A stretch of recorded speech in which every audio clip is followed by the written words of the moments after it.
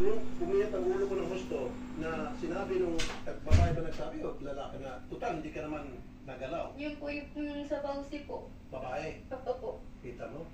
Imbis na kampiyan ka dahil kapwa kay babae, kinampiyan ka. Saan ko wala ka pa? Ano po, ako pa po yung pinagalitan. Bakit daw po ako nagbubuk ng nakainom? Eh sabi ko po, hindi ko po kasi kabisado yung sa Pasig po. Kaya po nagbook ako dahil yun po, ihahatid po talaga ako diretso po sa amin. Sabi po sa akin, lesson learned sa susunod, wag ng ganyan. Ganun po yung sinabi sa akin.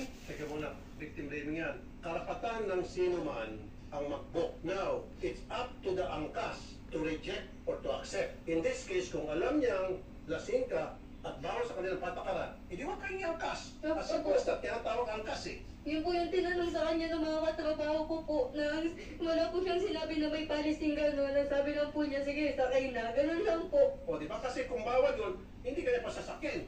Aalis na siya kasi alam niya na